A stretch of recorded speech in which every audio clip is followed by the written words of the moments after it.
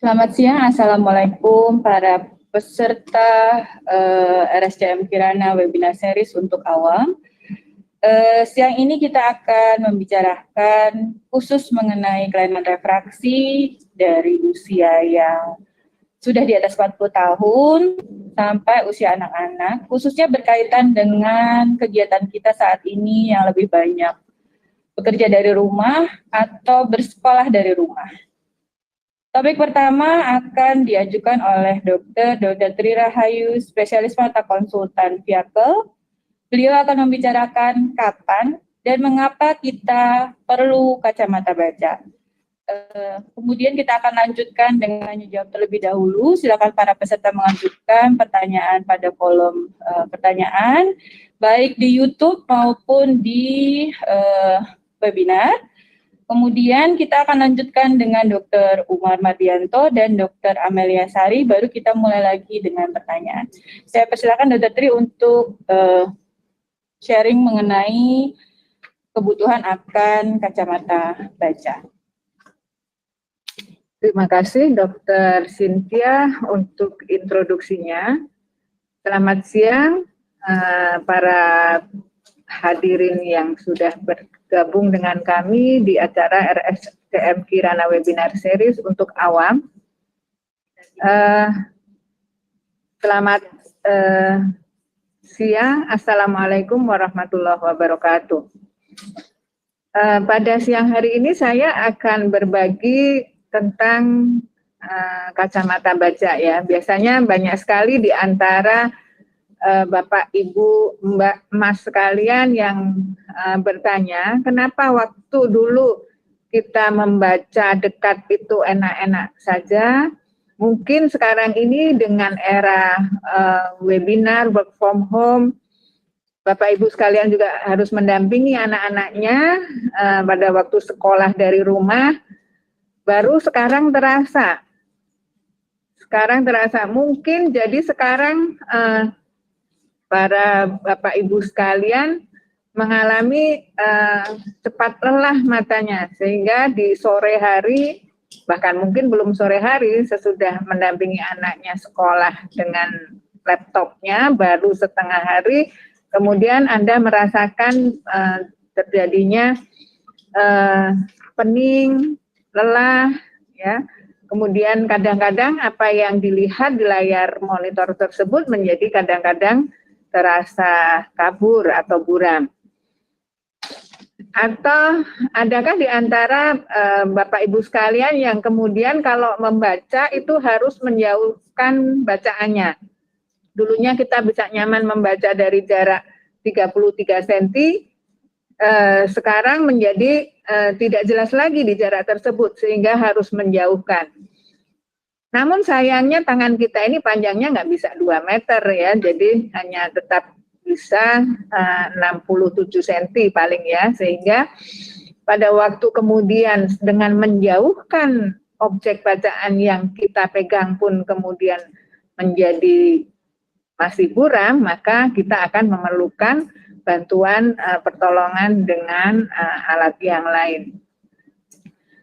Ini yang suka main handphone, tadinya chatting mudah, sekarang harus dengan menyipit-nyipitkan matanya, smartphone-nya harus dijauhkan ya. Adakah di antara para hadirin sekalian yang mengalami hal ini? Kalau memang ada, kemudian saya akan bertanya, Anda sekarang ini umur berapa ya? Karena umur dalam hal ini sangat mempengaruhi terjadinya kejadian tersebut. Tapi Anda sekalian nanti tidak perlu takut ya, karena itu sebenarnya bukan penyakit. Sebelum kita bicara mengenai kenapa orang yang tadinya bisa nyaman melihat dekat, kemudian harus menjauhkan, kita tentu akan membicarakan tentang proses melihat. Proses melihat itu sangat berhubungan dengan proses pembiasan cahaya.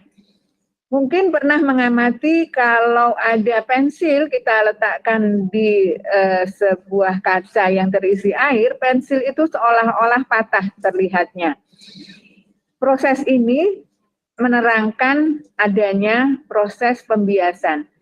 Jadi proses melihat itu sebenarnya berhubungan dengan cahaya, di mana cahaya itu mempunyai properti atau mempunyai sifat kalau dia melalui suatu media kemudian berpindah ke media lain dengan kepadatan yang berbeda, maka cahaya tersebut akan dibelokkan. Jadi perubahan arah cahaya itu tadi ketika melalui suatu media ke media yang lain dengan kepadatan berbeda disebut dengan refraksi. Hal inilah yang terjadi pada waktu kita melihat. Kalau kita melihat, maka sebenarnya kita adalah menerima cahaya dari sumber cahaya, ya. Kemudian cahaya itu akan dibelokkan oleh sistem optik mata kita. Sistem optik mata kita itu terdiri dari kornea, kemudian lensa, dan pada porsi yang lebih kecil juga ada struktur di belakang kornea, di belakang lensa, sehingga cahaya yang masuk itu kalau tidak dibelokkan oleh kornea, lensa, dan sistem optik yang lain, maka dia akan berjalan lurus saja, sehingga tidak membentuk fokus. Untuk bisa melihat dengan jelas, cahaya tersebut harus difokuskan, artinya dibelokkan, sehingga terfokus di area di retina yang disebut dengan bintik kuning atau makola. Sebagai ilustrasi saja, kalau kita melihat mata dari luar, maka mata yang terlihat paling hitam di tengah, itu sebenarnya adalah yang paling luarnya adalah kornea. Di sini ya, kita lihat di sini. Kornea itu lapisan terluar. Kalau jam seolah-olah ini kaca tutup jamnya. Kemudian bayangan hitam itu sebenarnya bayangan yang dibentuk oleh iris. Jadi ada diafragma. Iris itu ini ya. Nah, kemudian di belakang iris ada struktur namanya lensa.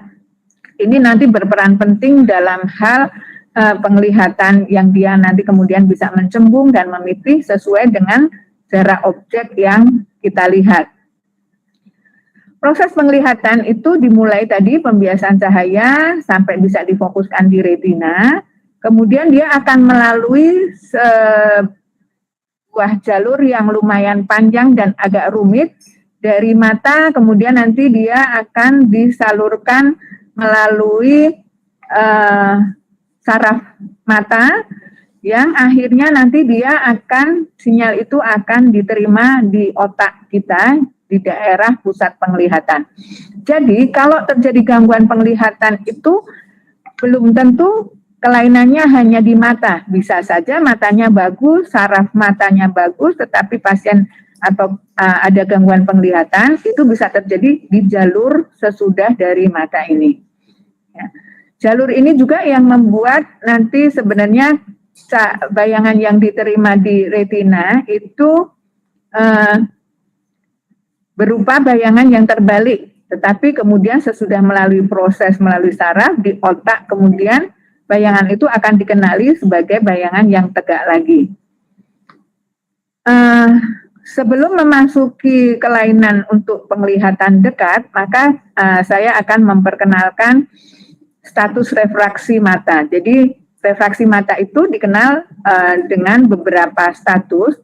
Yang pertama, pada mata normal atau pada istilah medisnya disebut dengan emetropia, itu definisinya adalah mata ini kalau mendapatkan cahaya yang berjalan paralel, lurus dengan sumbu penglihatan, artinya pada waktu melihat jauh, itu cahaya yang masuk ke mata dalam keadaan light rays-nya atau berkas cahayanya berjalan sejajar dengan sumbu penglihatan.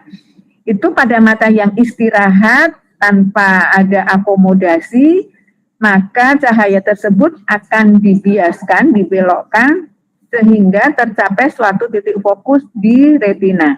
Ini disebut dengan mata normal. Syaratnya tadi ya harus istirahat, harus rileks, tidak ada akomodasi yang untuk mencembungkan lensa. Kemudian kelainan yang sering dijumpai, yang ini nanti akan dibahas oleh Dr. Umar, pembicara selanjutnya, yaitu mata minus atau istilahnya juga disebut dengan rabun jauh, kalau istilah medisnya disebut dengan miopia. Pada keadaan rabun jauh atau miopia ini, kalau mata, sistem optik di mata itu mendapatkan cahaya sejajar, artinya pada waktu melihat jauh, objek yang jauh, maka mata ini akan membelokkan cahaya di mana fokusnya terjadi di depan retina.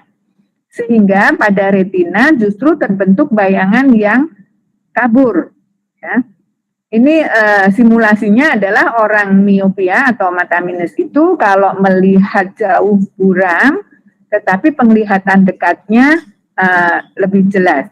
Nah, untuk mengkoreksinya perlu dikoreksi dengan lensa minus atau lensa cekung, di mana lensa cekung ini bersifat membelokkan cahaya ke arah keluar atau menyebar. Dengan dibelokkan cahaya oleh lensa minus ini ke arah keluar, maka pada waktu masuk ke mata menjadi pembiasannya lebih mundur ke belakang, jadi tepat di retina. Ini makanya dikoreksi dengan lensa minus. Kemudian kebalikan dari rabun jauh atau miopia tadi adalah mata rabun dekat, dalam hal ini hipermetropia. Ini nanti tolong dibedakan dengan mata rabun dekat yang karena usia ya. Kalau mata yang hipermetropia itu adalah kondisi di mana sistem optik mata ini pada waktu mendapatkan rangsang cahaya sejajar, artinya pada waktu melihat jauh, itu terjadi fokusnya di belakang retina. Ini disebabkan bisa karena pola matanya yang pendek, atau kekuatan pembiasan kornea dan lensanya yang lemah. Sehingga di retinanya bayangannya menjadi kabur. Ini simulasinya, kalau melihat dekat kabur, kalau melihat jauh itu bisa saja agak jelas karena mata tersebut mempunyai kompensasi mekanisme untuk mencembungkan lensanya. Penanganannya, koreksinya adalah diberikan lensa plus atau lensa konveks agar cahaya yang datang sebelum masuk ke mata dibiaskan dulu lebih mendekati atau konvergen atau lebih mengerucut, sehingga begitu melalui sistem optik mata menjadi sudah lebih maju lagi sehingga bisa jatuhnya di retina. Nah, kemudian kita akan membahas tentang rabun tua. Jangan marah dulu ya kalau dibilang tua, sebenarnya bukan tua-tua amat sih. Artinya rabun yang disebabkan karena usia, ini kalau istilah medisnya adalah presbiopia. Pada keadaan presbiopia ini terjadinya sebagai berikut ya. Pada mata yang normal, waktu masih muda, lensanya masih elastis, kalau bayangan yang dibentuk oleh penglihatan dari objek yang jauh itu difokuskan tepat di retina, tetapi begitu melihat dekat karena seberkas cahaya yang dari objek dekat itu berjalannya sudah menyebar, divergen, maka kalau tidak ada mekanisme mencembungkan lensa, bayangannya akan jatuhnya di belakang. Ya. Jadi pada orang muda karena lensanya ini masih sangat lentur, maka begitu ada fokus yang di belakang retina, secara otomatis akan terjadi kontraksi otot yang kemudian hasilnya adalah untuk mencembungkan lensa. Dengan lensanya menjadi bertambah cembung, maka kekuatan pembiasannya menjadi bertambah. Ini bedakan ya, kalau untuk lihat jauh dia pipi, kalau lihat dekat dia menjadi lebih cembung, lebih bulat. Sehingga kekuatan pembiasannya menjadi lebih kuat, maka pada waktu melihat dekat, mata ini bisa memfokuskan cahaya di retinanya. Nah, jadi ini ya, kalau masih normal, masih muda, ini pada waktu melihat dekat dia mencembungkan lensa. Nah, dengan berjalannya, bertambahnya usia, di mana lensa ini seratnya makin lama makin padat, akan menyebabkan lensa ini menjadi tidak lentur lagi. Sehingga pada waktu melihat dekat, lensa ini tidak mampu memfokuskan cahaya maju ke retina, tetapi menjadi di belakang. Untuk itulah koreksinya kita tambahkan lensa positif, lensa plus pada waktu untuk melihat dekat. Sehingga tadi kekurang mampuan si lensa ini digantikan dengan lensa yang di kacamata yang kita jadikan koreksi. Ya. Nah, sekali lagi saya ingatkan bahwa presbiopia itu bukan penyakit ya, karena dia adalah proses alamiah saja karena proses aging atau penuaan, di mana tadi serat-serat lensa ini menjadi kaku, tidak lentur lagi, sehingga tidak bisa lagi dicembungkan secara maksimal seperti pada waktu usia muda. Biasanya ini dimulai pada usia 40 tahun. Tapi mungkin para yang hadir di sini ada pertanyaan atau pernah mendapatkan bahwa belum 40 tahun kok sudah sulit melihat dekatnya, membacanya. Biasanya itu orang tersebut mempunyai ukuran plus untuk jauhnya atau tadi rabun dekat hipermetropia.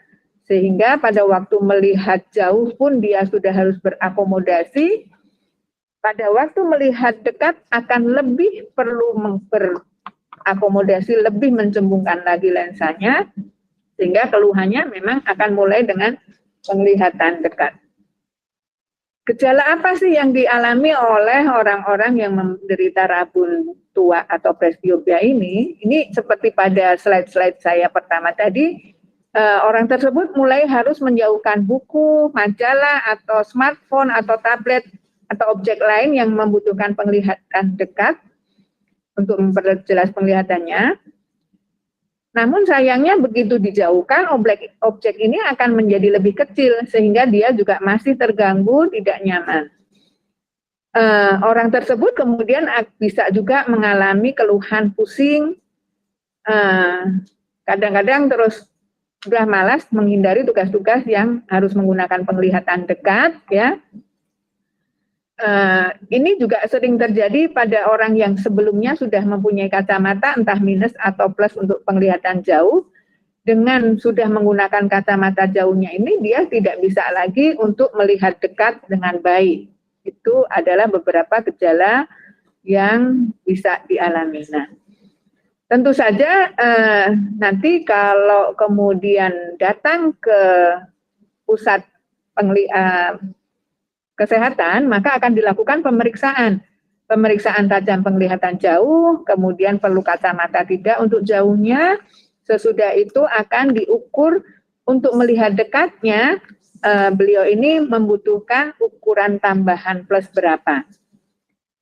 Sedangkan untuk koreksinya, artinya untuk mengatasi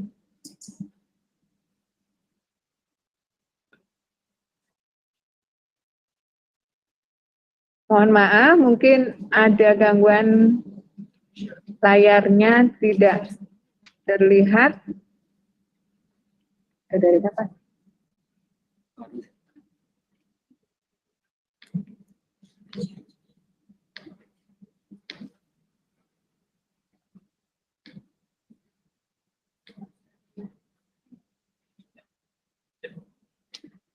Ya, mohon maaf ya atas gangguan teknis yang terjadi. Kita kembali ke koreksi yang bisa atau tata laksana yang bisa diberikan pada keadaan presbiopia atau rabun tua ini.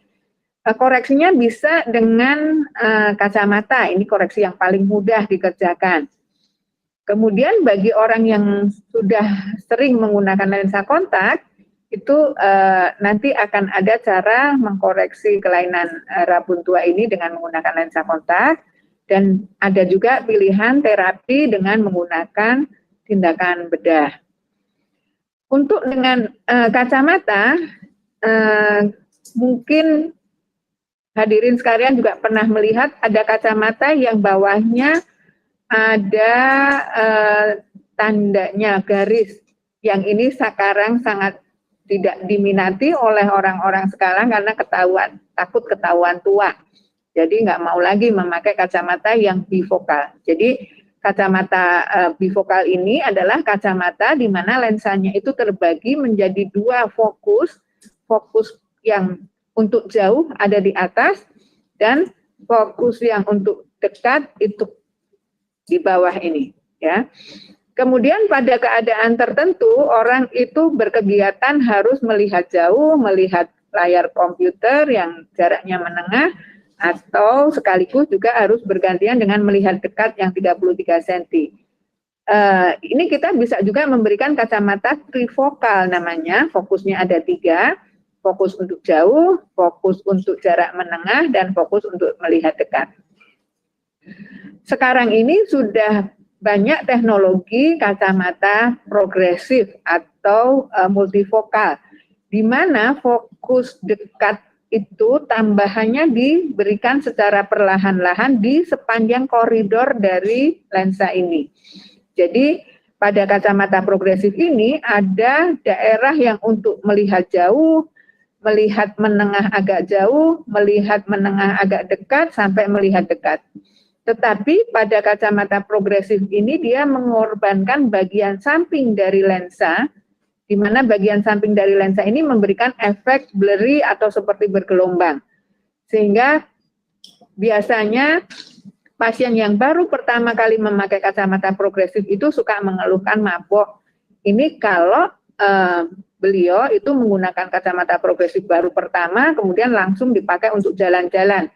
Sehingga beliau itu harus melirik-lirik menggunakan sisi samping dari lensa progresif ini. Belum kalau turun tangga. Kalau turun tangganya dia melirik melihat tangga, maka dia akan melihat menggunakan segmen yang untuk melihat dekat. Jadi tangganya tidak akan terlihat jelas, nanti dia menjadi takut terjatuh, ya. Jadi pemakaian kacamata progresif ini memang benar-benar harus dilatihkan, diedukasi, artinya dilatih dulu, jangan langsung dipakai untuk jalan, apalagi untuk nyetir. Pertama, pakailah kacamata progresif ini hanya untuk duduk, sambil membaca, melihat layar komputer, dan diselingi dengan melihat jauh. Kalau kemudian dia sudah menemukan koridor yang nyaman, baru boleh dipakai untuk jalan-jalan di dalam ruangan, naik turun, kemudian sesudah itu aman, baru bisa untuk jalan ke luar. Bagi orang yang sebelumnya sudah terbiasa memakai lensa kontak, pada keadaan presbiopia ini masih bisa terus menggunakan lensa kontaknya, tetapi memang ada beberapa pilihan. Kalau lensa kontaknya itu kita koreksi full untuk kanan dan kiri jauh, maka untuk membacanya harus ditambah dengan kacamata baja. Tetapi bagi orang yang tidak mau memakai kacamata baca, masih bisa juga menggunakan lensa kontak dengan yang istilah monovision. Teknik monovision itu adalah di mana mata yang dominan, biasanya mata kanan, itu dikoreksi full untuk penglihatan jauh, dan mata yang non-dominannya dikoreksi untuk penglihatan dekat. Misalnya jauhnya beliau -4, terus umur 40, sudah perlu tambahan +1, maka mata kanannya dikoreksi full -4, mata kirinya dikoreksinya hanya -3. Alhamdulillah sekarang ini sudah banyak lensa kontak yang bifokal. Jadi dalam satu lensa kontak itu bisa untuk penglihatan jauh dan dekat.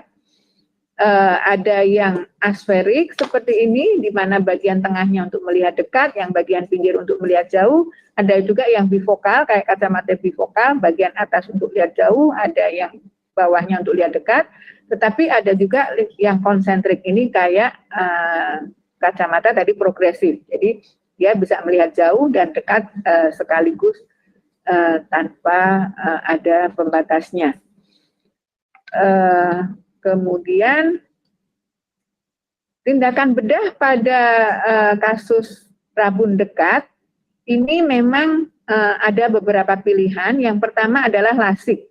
Lasik itu bisa seperti pada pemakaian lensa kontak tadi, lasiknya kita koreksinya monovision. Jadi mata jauhnya diberikan untuk mata yang dominan koreksi full, mata yang non dominan disisakan minusnya, Sayangnya kita mau menyisakan berapa karena ukuran plus itu akan bertambah seiring berjalannya waktu. Pada waktu umur 40 itu perlunya plus 1, setiap 5 tahun plusnya akan menambah setengah, sampai maksimal pada umur 60 tahun itu plus 3.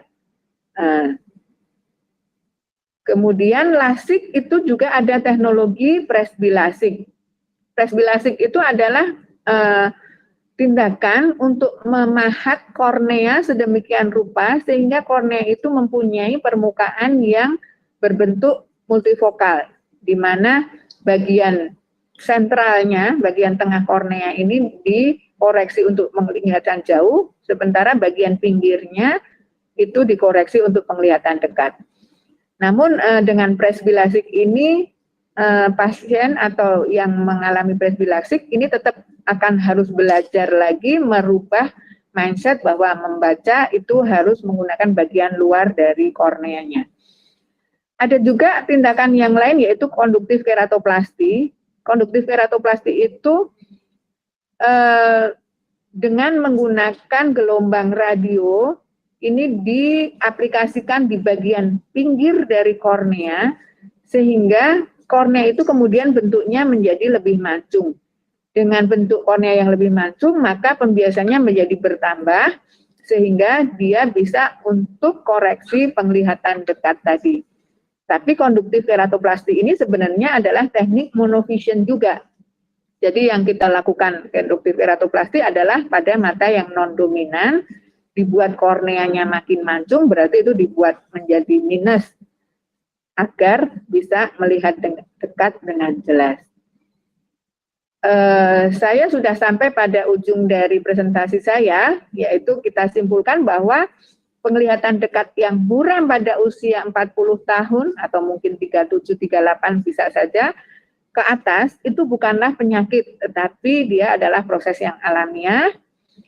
Dan jangan khawatir, itu masih bisa ditata laksana, baik secara sederhana dengan menggunakan kacamata, yang pakai lensa kontak juga masih tetap bisa menggunakan lensa kontaknya untuk mengatasi kelainan tersebut, dan bisa juga dengan tindakan bedah. Mudah-mudahan yang saya sampaikan bisa difahami dan bermanfaat. Saya ucapkan terima kasih atas perhatiannya. Saya kembalikan kepada moderator. Ya, terima kasih Dr. Tri. Kita mulai dengan sesi tanya jawab. Ada beberapa pertanyaan yang masuk, Dr. Tri. Yang pertama, pertanyaannya adalah pada kasus presbiopia yang seperti apa tata laksana bedah lebih baik dibandingkan dengan kacamata atau lensa kontak? Ya. Satu-satu dulu ya, Dr. Tri. Takut lupa juga. Terima kasih. Kalau yang ditanyakan adalah kapan kita memilih tindakan bedah atau kapan tindakan bedah itu lebih baik dari kacamata dan lensa kontak. Tindakan bedah itu hanya dipilih kalau yang bersangkutan tidak mau memakai kacamata dan tidak bisa memakai lensa kontak. Jadi tidak ada suatu indikasi medis tertentu yang menyebabkan dia harus memilih tindakan bedah atau tindakan bedah itu menjadi lebih baik dibandingkan yang lain. Biasanya sih memang kita akan mulai dengan tata laksana yang paling sederhana, yaitu menggunakan kacamata. Tapi kalau nggak mau memakai kacamata, maka bisa digunakan lensa kontak tadi dengan baik monovision maupun kalau ada kita menggunakan lensa kontak yang multifokal atau bifokal. Dan kalau misalnya kemudian dia bermasalah nggak bisa memakai lensa kontak, baru tindakan bedah bisa dipertimbangkan. Dengan demikian tindakan bedah pun juga kita akan menggali lagi sebenarnya kebutuhannya itu sebesar apa sehingga dia akan memilih tindakan bedah, karena tindakan bedah pun juga tidak akan memberikan nyaman dua-duanya untuk lihat jauh maupun dekat.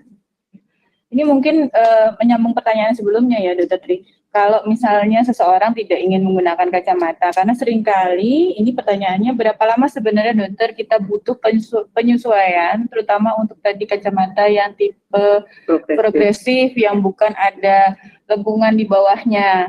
Ini karena katanya saya ini agak susah pakainya dok, habis itu saya nggak mau pakai lagi. Nah ini berapa lama sebenarnya pemeriksaan untuk pasien dokter? Ya, ini banyak sekali memang disampaikan kepada dokter oleh para pemakai kacamata progresif yang baru. Kalau pemasangan lensanya itu sudah tepat, itu biasanya 1 minggu sampai 2 minggu itu sudah nyaman. Tapi kalau sesudah 1 minggu, 2 minggu tetap tidak nyaman, bawa kembali kacamata itu ke dokter Anda. Dokter Anda akan melihat apakah sudah betul ukuran kacamatanya. Dan yang lebih banyak terjadi sebenarnya mungkin ukuran kacamatanya, plusnya, jauhnya, silindernya sudah tepat, tetapi yang suka terlewat adalah fokus dari si kacamata itu tidak jatuh tepat di pupil pemakainya. Sehingga kita tahu tadi bahwa lensa progresif itu punya koridor di mana ada area yang tidak nyaman. Kemudian kalau fokusnya tidak tepat, maka akan lebih lebar lagi koridor yang daerah kacamata yang memberikan rasa tidak nyaman. Sehingga pemberian kacamata progresif oleh optik pun itu harus lebih hati-hati dibandingkan kacamata yang monofokal, yang untuk jauh aja atau yang untuk dekat saja. Kalau progresif harus benar-benar tepat titik fokusnya jatuh di pupil pasien. Apakah ini juga berhubungan dengan bentuknya atau lebarnya kacamata, dok? Sebenarnya mau memakai lebar bentuk kacamata yang apapun itu bisa disesuaikan dengan kacamata atau lensa progresifnya. Tapi biasanya lensa progresif itu nyaman kalau dibuat tingginya itu sekitar 28 mili sampai 30-32 mili. Kalau terlalu lebar, kemudian akan rentan terhadap tidak pasnya posisi fokusnya, sehingga kadang-kadang kalau adisinya itu sangat terletak di bawah, maka pengguna kacamata itu harus terlalu mendongak untuk melihat dekatnya. Itu akan menyebabkan rasa sangat tidak nyaman. Berarti memang kita perlu perhatikan juga bentuknya, ukurannya ya, untuk menyatakan ini kacamata sudah sesuai dan sudah sesuai dengan adaptasi kita atau tidak. Kita masih punya waktu untuk 2 pertanyaan. Pertanyaan berikutnya adalah, apakah ada rekomendasi ukuran lensa kacamata baja berdasarkan umur atau berdasarkan kenyamanan pasien, dok? Ya, jadi pertimbangan ukuran plus yang diperlukan untuk melihat dekat itu sangat tergantung dari, jadi bukan semata-mata umur. Umur itu hanya sebagai ancar-ancar saja. Tadi kalau umur 40 tahun itu +1, umur 45 +1,5, umur 50 +2 dan seterusnya. Tetapi itu juga sangat tergantung dari jarak bacanya. Seberapa jauh pasien itu memegang bacaannya. Kalau pasien itu memegang bacaannya lebih dekat, dia nyaman dengan penglihatan dekat, maka plus yang dibutuhkan lebih besar. Sedangkan kalau lebih jauh, maka ukuran plusnya menjadi lebih sedikit. Biasanya dokter akan mengukur range yang paling lebar itu yang akan diberikan. Kalau pada waktu diperiksa kemudian pasien cenderung untuk mendekatkan, itu berarti plus yang diberikan terlalu besar. Jadi harus dikurangi. Sebaliknya kalau harus menjauhkan, maka itu kurang, berarti harus ditambahkan. Pertanyaan berikutnya, mohon maaf. Saya usia 35 tahun, dok. Saya perlu kacamata, ukuran saya sekarang positif. Apakah saya perlu kacamata baca nantinya? Jadi yang berumur 35 tahun sudah perlu kacamata positif, berarti dia itu adalah rabun dekat tadi. Artinya ini bukan karena usia, tetapi memang bentuk bola matanya lebih pendek dari rata-rata orang normal. Sehingga pada waktu melihat jauh pun cahaya yang datang sejajar itu difokuskannya di belakang retina. Jadi untuk melihat jauh pun yang umur 35 tahun tadi sudah perlu kacamata plus, apalagi untuk melihat dekat akan lebih perlu besar lagi.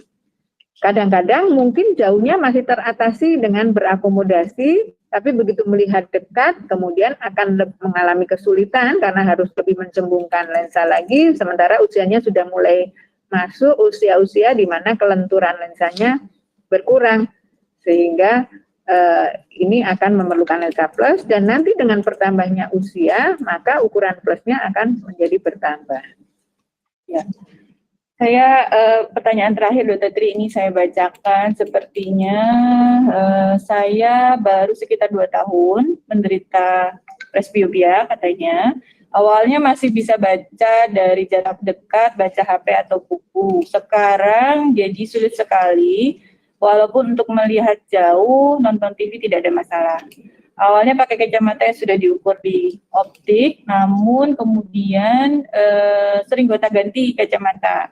Jadi asal pakai saja. Pertanyaannya, apakah berbahaya kalau kita berganti ukuran kacamata hanya dari optik atau klinik?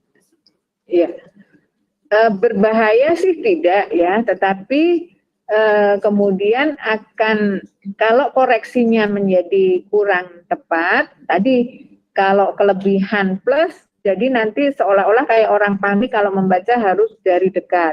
Tetapi kalau kurang plus, maka sudah memakai kacamata tetapi tidak bisa melihat dengan jelas. Apalagi kalau ukuran jauhnya juga tidak tepat, maka akan menjadi semuanya menjadi kurang nyaman.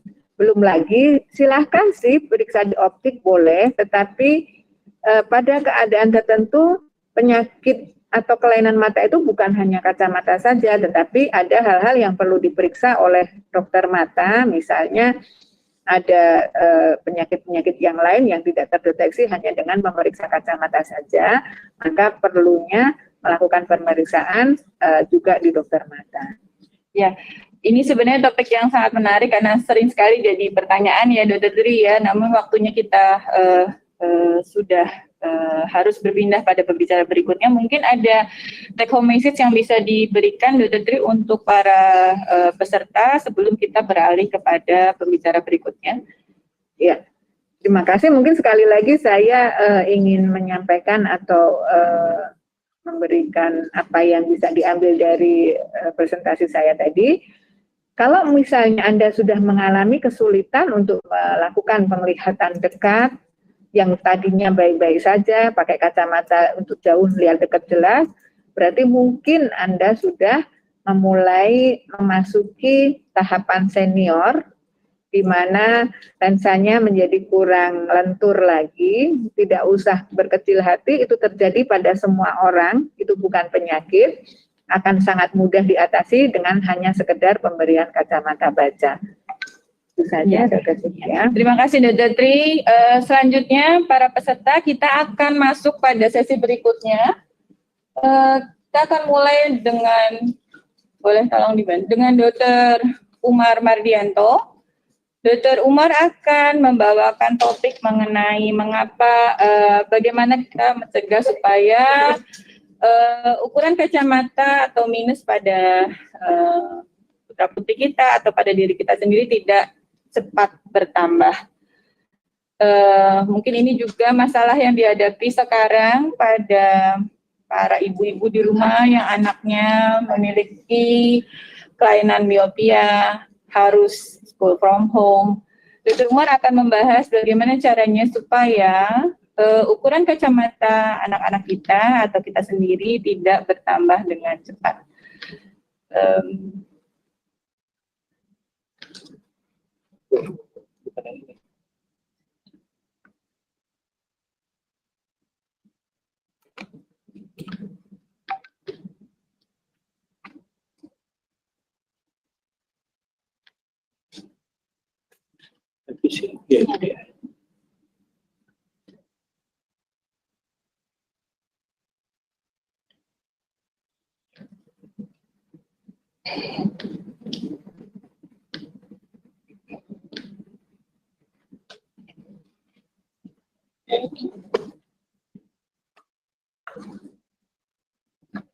Sudah.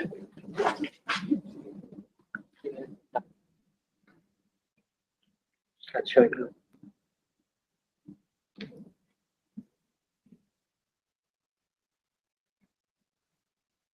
Ya, terima kasih Dokter Cynthia atas kesempatan yang sudah diberikan. Assalamualaikum warahmatullahi wabarakatuh. Selamat siang, salam sejahtera buat kita semua.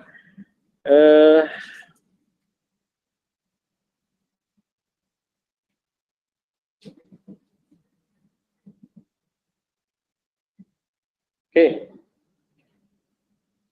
Pada sesi yang kedua ini saya akan membawa topik tentang mencegah penambahan minus pada mata. Ya, ini tadi sudah dijelaskan oleh Dr. Tri Rahayu bahwa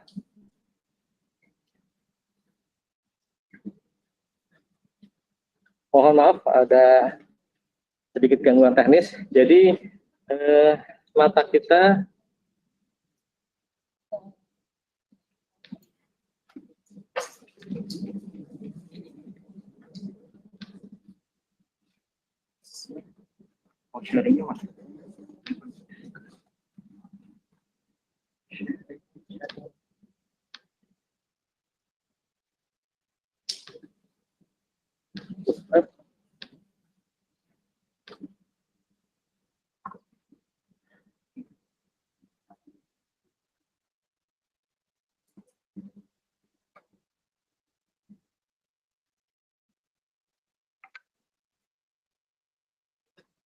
mohon maaf ada sedikit gangguan teknis.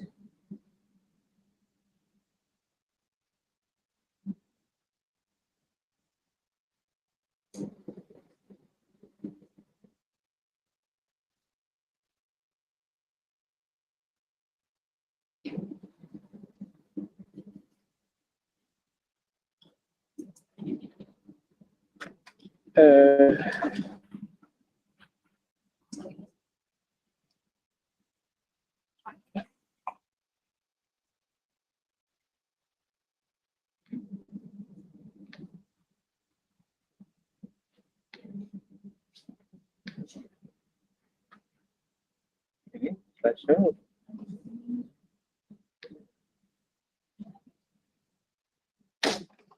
Oke.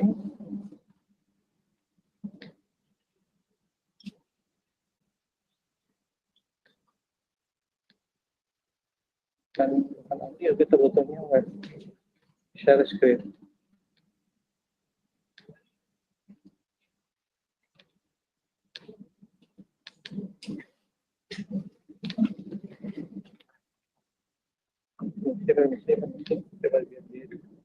Itu dia.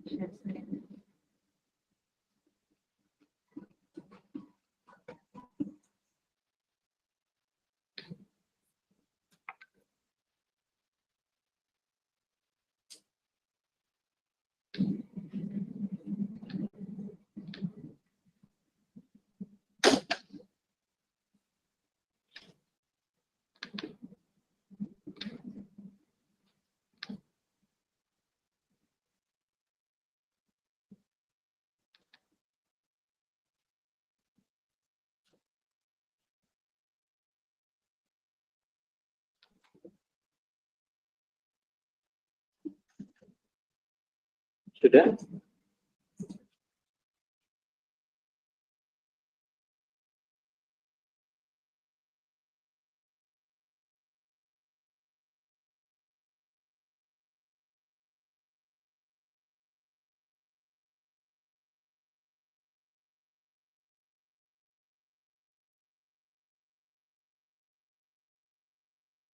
Ya, mohon maaf atas gangguan teknis yang terjadi.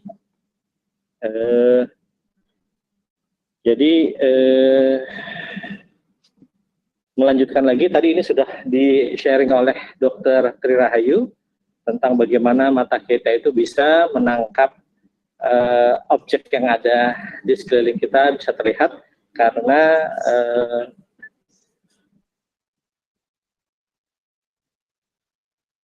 dia terfokus di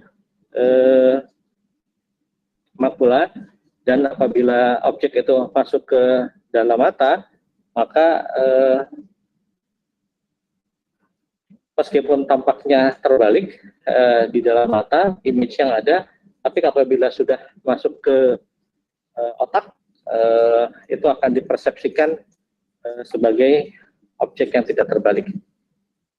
Nah, tadi sudah dinyatakan juga oleh Dr. Rahayu tentang mata yang normal. Mata yang normal adalah disebut sebagai hemetropia, sedangkan mata yang dengan kelainan refraksi adalah yang kita sebut sebagai ada myopia, hipermetropia, astigmatisme, presbiopia, atau kombinasi dari keempat hal tersebut. Nah, hemetropia ini tadi sudah dikatakan bahwa sinar yang datang sejajar masuk ke dalam mata kita akan difokuskan dengan sangat baik pada satu titik di retina kita, yaitu di bagian makula, sehingga kita saraf-saraf yang ada di mata kita itu bisa menangkap sinyal tersebut dan disalurkan ke otak sebagai gambaran yang jelas. Itu memberikan tajam penglihatan yang maksimum. Nah, apabila tadi yang nanti akan dibahas dengan lebih mendalam, apabila dia fokusnya tidak sampai, jadi sebelum sampai ke retina sudah terbentuk titik fokus, maka waktu sampai di retina, image atau gambaran tersebut sudah jadi buram. Nah, ini yang disebut sebagai rambut dekat atau miopia. Nah, rambut dekat atau miopia ini bisa gambarnya itu menjadi lebih jelas apabila kita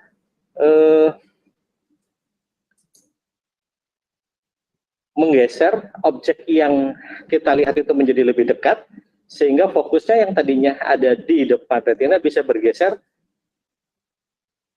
tepat berada pada retina. Atau alternatif yang lainnya adalah kita berikan lensa di depan mata yang membuat sinar yang datang ini sedikit tersebar, sehingga setelah melewati media refraksi di dalam mata, yaitu kornea dan lensa, dia akan bisa terfokus dengan baik di retina.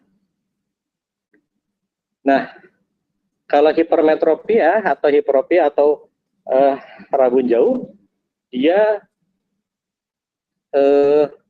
fokusnya berada di belakang dari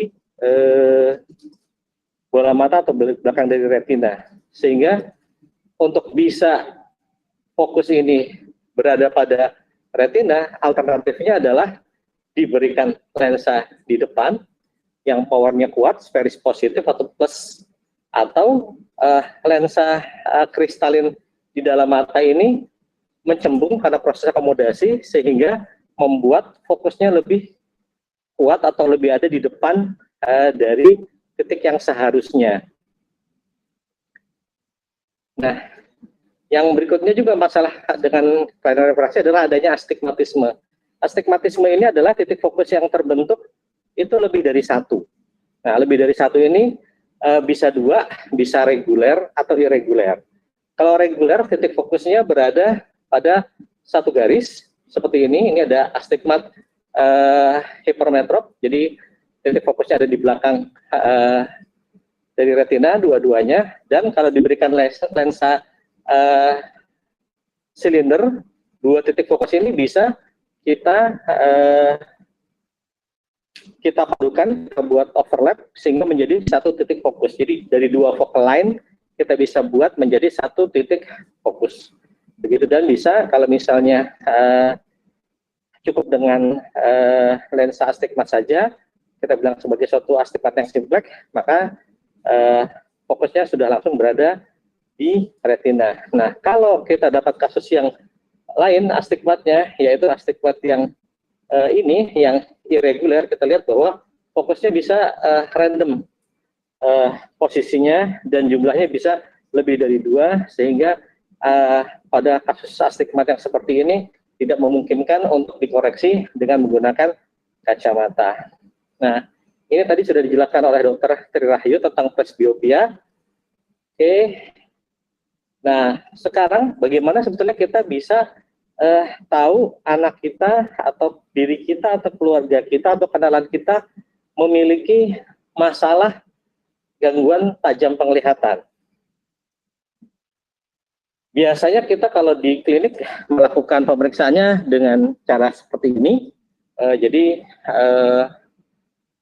kita gunakan trial frame, trial lens, kemudian orangnya diminta untuk memakai dan dikoreksi sehingga kita bisa mendapatkan ukuran yang dibutuhkan oleh pasien. Ini adalah contoh chart atau tulisan-tulisan yang bisa kita pakai untuk melakukan screening pada pasien. Nah, ini sebetulnya bisa dibeli di online atau di toko-toko optical shop juga dengan harga yang murah kalau yang tercetak, sehingga pemeriksaannya bisa dilakukan di mana saja yang memungkinkan tempatnya, mau itu di sekolah, mau itu di rumah, untuk bisa melakukan deteksi apakah anggota keluarga kita mengalami kelainan tajam penglihatan.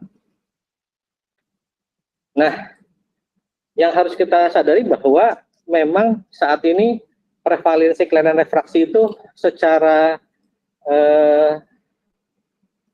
umum itu meningkat di seluruh dunia, terutama adalah di negara-negara di Asia. Dan kita harus mengejar fungsi penglihatan terutama di awal kehidupan, golden periodnya sampai sekitar 9-10 tahun, dan untuk mengejar hal tersebut, screening itu memang mesti dilakukan secara dini. Dan screening ini yang tadi saya katakan itu bisa dilakukan bukan hanya oleh dokter, tapi bisa kita delegasikan ke orang-orang yang sudah kita latih atau kita ajarkan sehingga bisa mendeteksi apakah orang anak atau kenalan kita itu memiliki gangguan refraksi atau tidak. Nah, secara epidemiologinya mobilitas kelainan refraksi ini cukup tinggi, angkanya sekitar 22,1 dengan kecenderungan yang meningkat, dan ini sudah mulai terjadi pada usia sekolah dasar. Nah, kita harus mencegah ini, jadi baik itu dengan kondisi sekarang, baik pada kelainan pada anak atau murid sekolah dasar atau pada usia-usia yang produktif.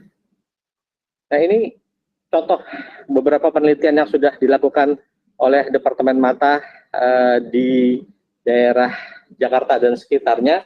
Jadi di Jakarta, di Depok, di Tangerang, kita lihat bahwa kelainan miopia itu angkanya itu bisa di bawah,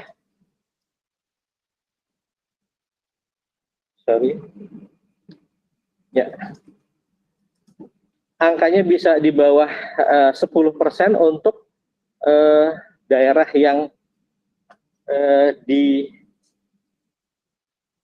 pantai di Tangerang. Tapi kalau kita lihat di perkotaan,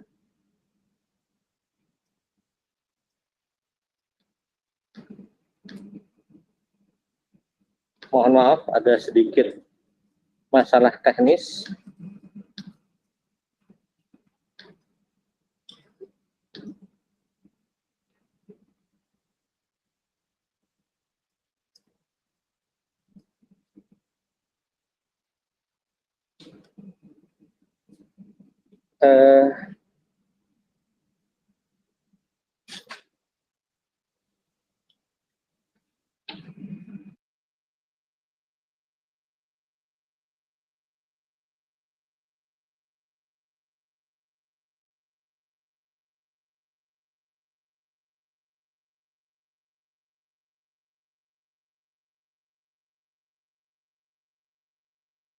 Penelitian yang dilakukan oleh Departemen Mata FKW RSCM kita di wilayah Jakarta, Depok, dan Tangerang, kita dapatkan bahwa angka prevalensi miopia itu berkisar antara 7% yang paling rendah sampai yang paling tinggi ada di angka lebih dari 50%, yaitu 52,78%.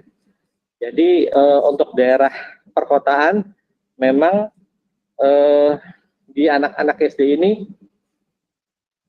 miopia itu sudah menjadi suatu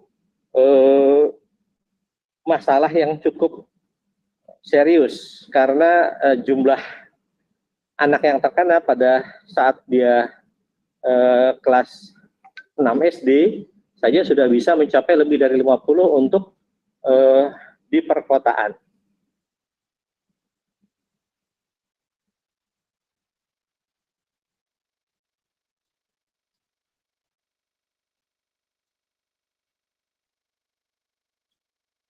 Apakah sharingnya sudah keluar?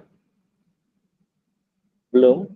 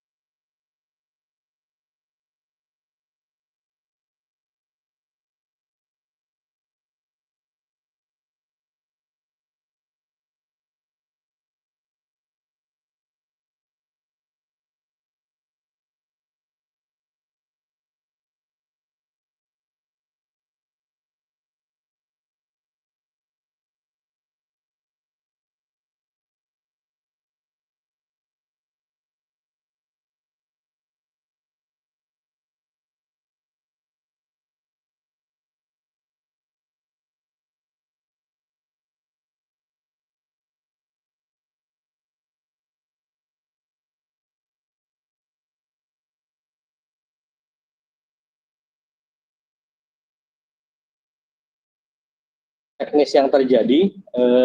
Jadi yang seperti tadi sudah saya katakan, ini adalah contoh chart yang bisa kita gunakan untuk melakukan pemeriksaan pada orang yang dicurigai punya gangguan tajam penglihatan. Ini kira-kira secara garis besarnya, kalau misalnya yang normal adalah seperti yang di sebelah kiri. Kalau makin berat gangguan kelainan refraksinya, baik itu karena miopia, hipermetropia, atau astigmatisme, maka yang dilihat akan makin buram seperti yang di sebelah kanan. Ini hanya ilustrasi, kira-kira seperti itu. Nah, dan screening ini bisa dilakukan bukan hanya oleh dokter, tapi bisa didelegasikan kepada guru, pada petugas UKS, pada petugas posyandu, atau yang bisa melakukan identifikasi awal untuk orang-orang atau anak-anak yang memang punya masalah tajam penglihatan. Nah, ini masalah ini memang harus kita hadapi bersama-sama, karena prevalensinya atau jumlah kasusnya itu memang cenderung naik dalam tahun belakangan ini. Jadi kalau tadi yang saya katakan bahwa dari penelitian yang dilakukan oleh Departemen Mata FKUI RSCM, kita dapatkan bahwa angkanya itu memang cukup tinggi. Kalau di daerah perkotaan, di daerah Jakarta itu bisa sampai mencapai angka di atas 50%, sedangkan kalau kita lihat kalau di daerah Tangerang, di pantai, itu bisa angkanya di bawah 10% gitu. Nah, sebetulnya apa saja sih yang menjadi faktor risiko untuk seorang menderita miopia? Ini secara garis besar ada 3, yaitu dari masalah lingkungan, dari masalah keturunan. Maaf, screen-nya bisa kelihatan.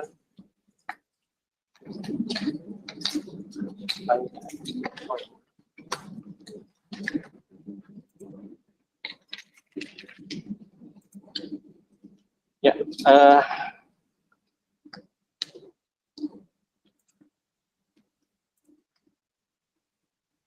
jadi faktor resikonya itu dari faktor lingkungan, dari genetik, dari ras. Jadi dikatakan bahwa orang ras kulit putih, kemudian keturunan Chinese, orang India, orang Melayu, itu katanya lebih banyak yang menderita miopia dibandingkan yang berkulit gelap. Kemudian lingkungan, sekarang kita lihat bahwa anak-anak makin kurang kegiatan di luar ruangan, cuma anak-anak, sekarang sampai orang tua juga begitu, dan kemudian seringnya melakukan kegiatan-kegiatan yang near work, seperti membaca, menulis, dan menggunakan gawai. Nah, prediksinya adalah kalau misalnya seorang anak sebelum umur 10 tahun atau sebelum pubertas itu sudah memiliki miop di bawah 3 dioptri, maka dia nanti pada saat dewasa akan 70% menjadi miopnya dapat antara 3 sampai 5,75, kemudian sekitar 17,5% dia lebih dari 6, dan yang tetap kecil hanya sekitar 12,5%. Tapi kalau makin tinggi usianya, kalau dia kena menderita atau mengalami miopia itu yang dengan ukuran yang moderate, maksudnya jangan yang masih ringan di usia 11 sampai 15 tahun, maka pada saat dewasa 66,7% dia akan ada mata minusnya itu di kelompok yang moderate, yaitu di antara 3 sampai 5,75. Kemudian yang tetap masih kecil miopnya itu ada sekitar hampir sepertiga, yaitu 32,2%, dan yang tinggi hanya kecil sekali 1,1. Jadi dibandingkan Kalau yang terjadi sebelum 10 tahun itu yang sampai ke minus tinggi jauh lebih tinggi dibandingkan kalau kita bisa menunda atau membuat anak-anak kita memiliki miopianya itu umur antara 11 sampai 15 tahun. Nah, jadi apa yang harus kita lakukan untuk mengontrol miopia ini supaya tidak bertambah dengan cepat? Ada beberapa alternatif. Yang pertama adalah kita intervensi lingkungan dan perilaku. Kita bisa juga memberikan alat terapi optikal, kita bisa berikan farmakologi atau obat, dan juga kita bisa lakukan operasi. Hanya saja untuk operasi ini terapinya memang tidak dianjurkan untuk anak-anak. Jadi pilihan operasi dianjurkan untuk orang-orang yang sudah dewasa atau sudah berhenti proses tumbuh kembangnya. Nah, ini pencegahan progresivitas miopia sudah ada meta-analisisnya dibuat di tahun 2018, dan yang memang salah satu yang terbukti efektif untuk memperlambat penambahan miopia adalah perilaku. Jadi kegiatan di luar rumah atau outdoor activities itu adalah solusi paling murah dan efektif untuk mencegah penambahan minus. Mungkin kalau di luar negeri kita lihat anak-anak kecil mainnya sepeda dan lengkap dengan helmnya seperti ini, tapi kalau di Indonesia kita lihat bahwa salah satu outdoor activities yang saat ini sedang ngetren adalah main layangan seperti ini. Ini juga sudah ada penelitian-penelitiannya, outdoor play, playground and myopia in children. Jadi memang aktivitas di luar ruangan itu di Belanda ini dikatakan bahwa 1 jam per hari saja sudah memberikan efek untuk bisa mengurangi penambahan miopia. Dan ini juga ada penelitian yang lain. Jadi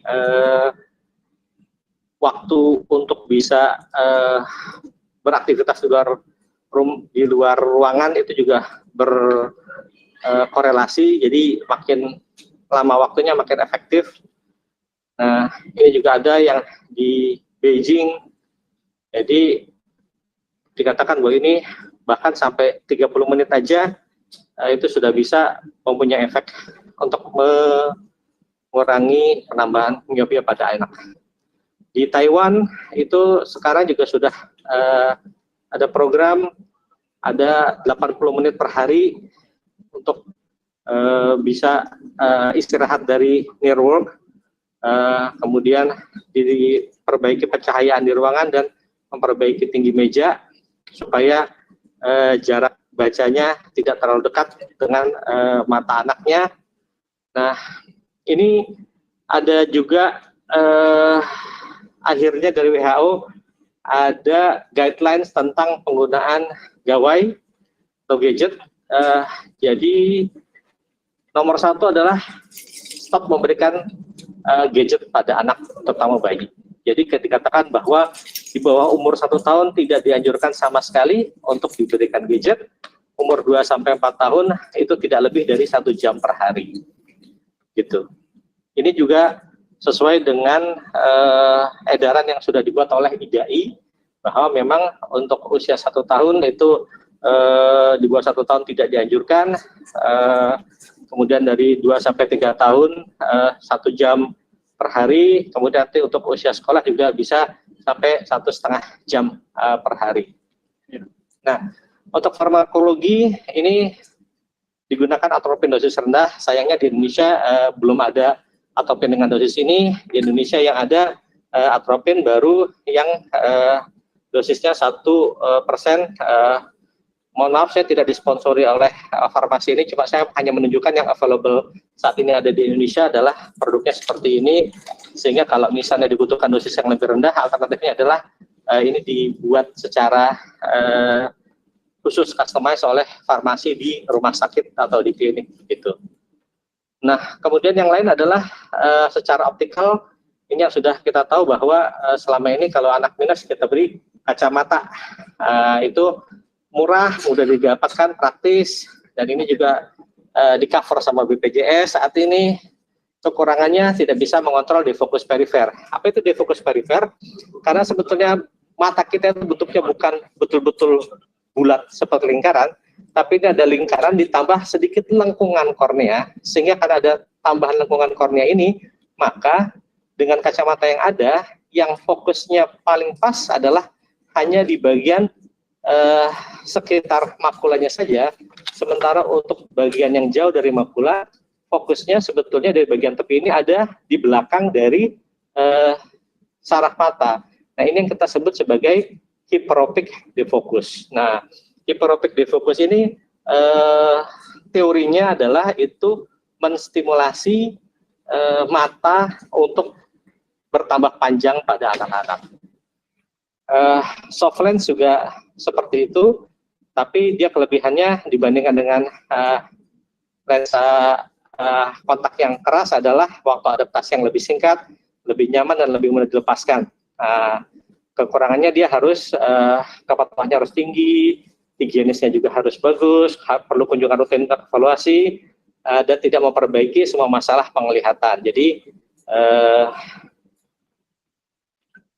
yang berikutnya adalah ini salah satu yang juga sudah terbukti efektif untuk memperlambat penambahan miopia pada anak adalah lensa ortho-K.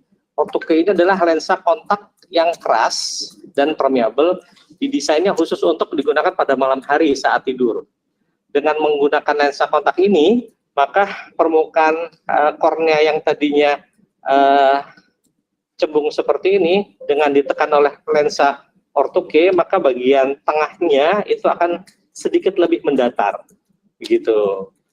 Nah, ini bisa menghambat kenaikan minus pada anak yang minusnya cepat bertambah. Kelebihannya dia bisa memberikan efek penglihatan yang bagus, periode adaptasi singkat, tapi kekurangannya adalah dia mahal dan perlu pemakaian yang konsisten untuk mempertahankan bentuknya, begitu.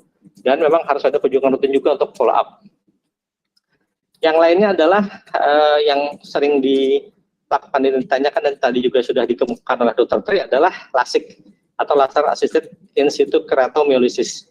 Ini operasi untuk memperbaiki kelainan refraksi dengan membentuk ulang permukaan kornea sehingga kelengkungannya kita kurangi. Jadi nanti kelengkungannya agak lebih mendatar di bagian sentral atau bagian tengah dari kornea. Sementara itu yang saya bisa berikan. Terima kasih. Mohon maaf atas gangguan teknis yang cukup lama tadi selama masa presentasi. Saya kembalikan kepada moderator.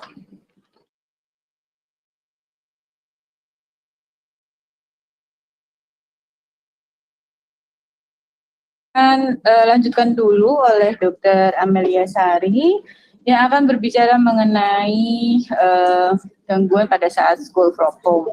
Selanjutnya kita akan merangkum diskusi kita di akhir acara. Semoga untuk yang topik kali ini bisa berjalan lebih baik. Silahkan mengajukan pertanyaan baik lewat YouTube maupun lewat webinar. Silahkan Dr. Sari.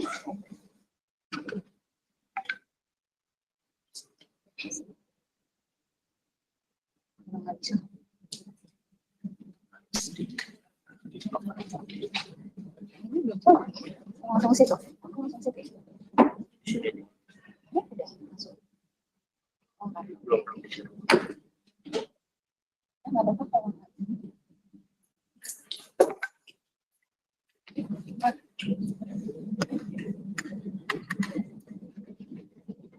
Ini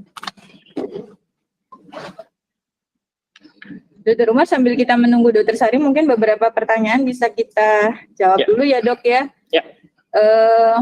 Pertanyaan pertama, jika kita ingin melakukan operasi LASIK pada mata yang minus, itu apakah ada syarat mutlak pada operasi tersebut? Ya,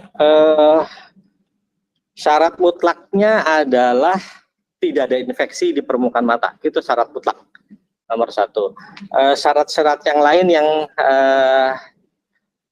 perlu dipertimbangkan adalah evaluasi apakah minus yang terjadi pada pasien tersebut, pada orang yang mau LASIK tersebut, apakah sudah cukup stabil atau belum. Misalnya kalau tahun lalu ukuran kacamatanya -1, tahun ini ukuran kacamatanya -3, mau lasik itu berarti udah ada penambahan 2 dioptri dalam 1 tahun. Kalau masih pertambahannya cepat seperti itu, kita mesti melihat dulu apakah masih ada kecenderungan penambahan minus. Kalau misalnya masih ada kecenderungan penambahan minus seperti itu, kita evaluasi lagi tahun depan. Kalau tahun depannya dari 3 menjadi 5, berarti masih penambahan minusnya tinggi. Kalau kita lakukan lasik pada saat itu, nanti kita khawatirkan setelah kita lakukan operasi, masih ada penambahan minus pasca operasi. Jadi untuk hal-hal seperti itu kita sebaiknya kita tunda. Yang lainnya adalah masalah kekeringan pada mata. Kalau matanya itu permukaan matanya lapisan air matanya juga tidak stabil atau kering, maka juga itu harus kita terapi dulu atau kita observasi dulu, kita perbaiki dulu.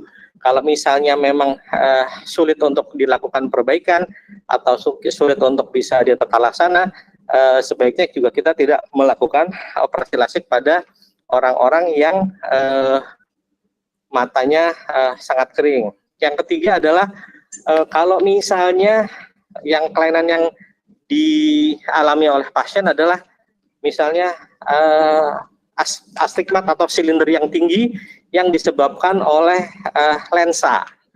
Kita tahu bahwa nanti pada suatu saat apabila diberikan umur yang cukup, maka lensa tersebut akan menjadi katarak.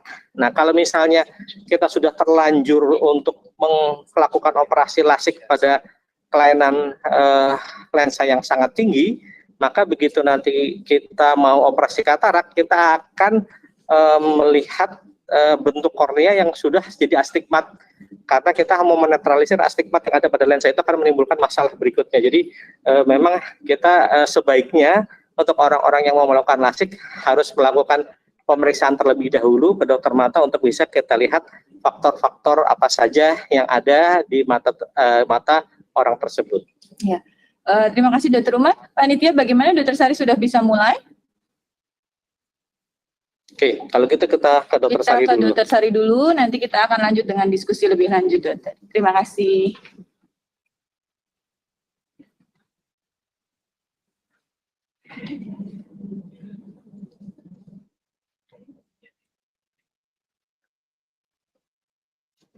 Terima kasih Dr. Cynthia. Assalamualaikum warahmatullahi wabarakatuh. Selamat siang Bapak dan Ibu sekalian. Pada kesempatan hari ini saya akan menjelaskan mengenai gangguan mata yang perlu diwaspadai yang dapat terjadi pada era school from home. Seperti kita ketahui, pandemi COVID-19 ini memang merubah gaya hidup kita sehari-hari, dari sejak kita melakukan kehidupan kita sehari-hari maupun dalam proses belajar mengajar dan juga bekerja. Mungkin gambar slide ini sudah tidak asing lagi ya, kita sering menggunakan gadget dan beberapa aplikasi untuk melakukan aktivitas sehari-hari dan untuk melakukan berkomunikasi. Namun apakah penggunaan gadget tersebut dapat berbahaya terhadap mata dan apa saja yang perlu diwaspadai? Berikut sedikit penjelasannya. Pertama, gangguan mata yang dapat terjadi yaitu computer vision syndrome atau yang kita kenal juga dengan digital eye strain, kemudian astenopia atau mata lelah, dry eyes atau mata kering, dan dapat memicu timbulnya kelainan refraksi. Pertama saya mau menjelaskan mengenai computer vision syndrome. Jadi computer vision syndrome ini adalah kumpulan gejala yang berhubungan dengan mata akibat dari penggunaan komputer atau gadget dalam jangka waktu yang lama. Keluhan ini dapat muncul seperti keluhan rasa pegal pada mata, dan biasanya keluhan ini akan memberat seiring dengan lamanya kita menggunakan komputer. Pada umumnya sebenarnya keluhan ini bersifat reversible atau dapat kembali dan tidak mengganggu mata secara permanen. Namun pada beberapa orang keluhan ini dapat menetap meskipun sudah tidak menggunakan komputer lagi. Oleh karena itu computer vision syndrome ini dapat menurunkan produktivitas atau kualitas dari kita sendiri. Gejala-gejala computer vision syndrome ini dapat dibagi menjadi 3 bagian, yaitu yang pertama gejala pada mata seperti mata berair, mata kering, mata merah, dan rasa panas pada bagian mata. Dan juga dapat dikeluhkan dari bagian otot seperti nyeri pada leher, nyeri pada punggung, bahu, kemudian kaku pada leher, dan kemudian juga dapat menimbulkan keluhan gangguan penglihatan, dari penglihatan yang buram saat melihat jauh dan melihat dekat, buram pada saat membaca, terus kemudian hilang fokus atau gagal fokus, kemudian penglihatan double dan kabur. Nah, mengapa bisa terjadi computer vision syndrome ini? Seperti yang kita ketahui bahwa komputer itu sendiri terdiri dari atau dibentuk dari ribuan piksel-piksel yang akhirnya membentuk resolusi. Kemudian di dalam komputer juga terdapat kontras atau sinar cahaya atau glare yang dapat muncul dari komputer itu sendiri. Hal ini menimbulkan mata kita menjadi lebih harus mengeluarkan effortnya atau harus mengeluarkan lebih banyak kemampuannya dibandingkan dengan pada saat kita membaca pada buku teks atau dokumen yang kita print. Dan computer vision syndrome ini juga bisa dipengaruhi oleh beberapa hal yang lain, misalkan faktor internalnya seperti ada gangguan refraksi yang tidak terkoreksi, atau misalkan dari posisi duduk pasien tersebut, posisi dari komputernya, ataupun pencahayaan maupun suhu dan kelembapan. Kita masuk ke astenopia atau mata lelah. Jadi seperti astenopia ini adalah kumpulan gejala atau kumpulan gejala subjektif pada mata yang dapat muncul apabila kita melakukan aktivitas jarak dekat terus-menerus seperti membaca, menulis, seperti itu.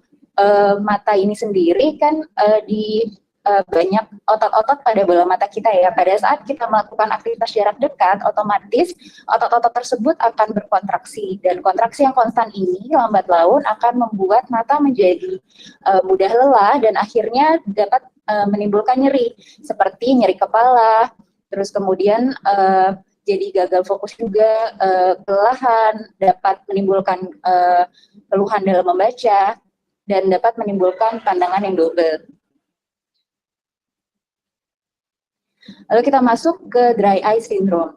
Dry eye syndrome ini merupakan kumpulan gejala pada mata yang disebabkan karena penurunan dari kualitas maupun kuantitas dari lapisan air mata. Seperti kita ketahui bahwa pada mata kita terdapat 3 lapisan air mata yang memang semuanya ini bertujuan untuk membersihkan kotoran atau mikroorganisme dalam mata, kemudian membasahi atau melembabkan permukaan bola mata, serta melindungi permukaan bola mata secara keseluruhan. Nah, pada saat kita melihat komputer dalam jangka waktu lama, intensitas mengedit kita menjadi berkurang. Normalnya pada orang normal itu dia mengedit kurang lebih sekitar 16 sampai 20 kali per menit. Akan tetapi pada saat orang yang mengalami kelelahan, atau misalkan pada saat orang yang terlalu fokus melihat komputer, maka refleks mengedit bisa berkurang hingga 6 sampai 8 kali per menit. Oleh karena itu dapat muncul keluhan-keluhan ini karena memang akhirnya lapisan air mata tidak dapat bekerja dengan baik.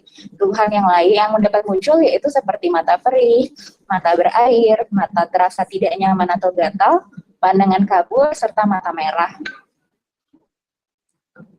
Kemudian kelainan refraksi, mungkin tadi Dr. Umar dan Dr. Tri sudah menjelaskan panjang lebar ya, di sini saya hanya menyinggung sedikit bahwa intinya aktivitas jarak dekat terus-menerus ini dapat meningkatkan progresivitas rambut jauh. Pada anak-anak biasanya kan tanpa keluhan ya, anak biasanya jarang mengeluh bahwa penglihatannya kabur. Namun untuk para orang tua mungkin dapat melihat anak-anaknya, apakah anaknya dalam melakukan aktivitas sering mendekatkan bacaan atau misalkan sesuatu itu lebih dekat ke anak tersebut, terus atau kemudian anak tersebut memincingkan mata, atau terdapat mata juling, atau mungkin ada posisi sering memiringkan kepala ke salah satu arah.